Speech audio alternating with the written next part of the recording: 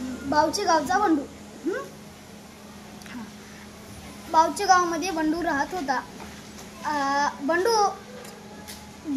बंडूचा स्वभाव खूप चांगला होता आणि तो त्याचं काम भलं आणि तो भलं म्हणत होता आणि तो खूप कष्टाळू होता.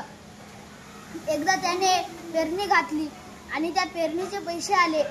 तो पैसे घेऊन शहराकडे गेला. शहराकडे जाऊन त्याने कपडे घेतले, आपल्या परिवारासाठी कपडे घेतले आणि कपडे घेऊन त्याने घरी आले तर त्याच्यासाठी एक इजार पण घेतली.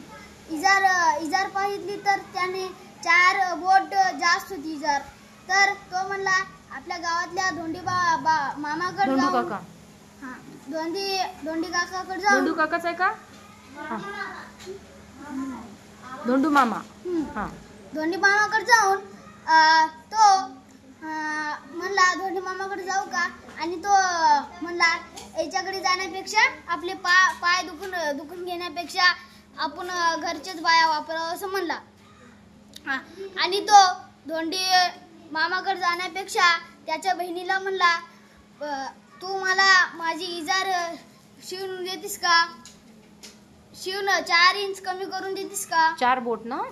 4 बोट कमी करून देतीस का? आणि दादा मी करून देत नाही, मला कॉलेजचं खूप काम आहे आणि मला तर खूप अभ्यास पण करायचा आहे असे म्हणून तिने टाळून टाकले. तर आणि त्याने मायकडे गेली. त्याची माय म्हणली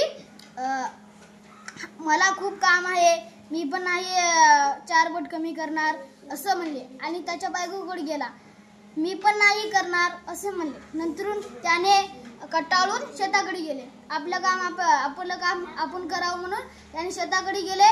शेतातून काम करून आल्यापारी त्याने बघितले आपण शिवून घ्यावं, ते ना काही करणार नाहीत ना काही करणार नाहीत असे म्हणले. तर त्याच्या येण्याच्या पहिला त्याने सगळे म्हणले मी खूप वाईट केलं, माझा भाऊ तर माझ्यासाठी किती करते, माझा नवरा तर माझ्यासाठी किती करते, माझा लोक तर माझ्यासाठी किती करते म्हणते. आणि काय की त्याची बहीण पहिला 4 बोट कमी करते आणि त्याची माय 4 बोट कमी करते आणि त्याची बायको 4 बोट कमी करते आणि तो लास्टला येऊन तो 4 बोट कमी करतो.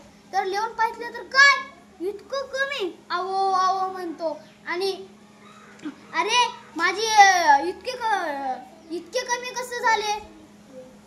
माय तू केलीस का? बहीण तू केलीस का? अगं तू केलीस का? सगळे खळू हसू लागले.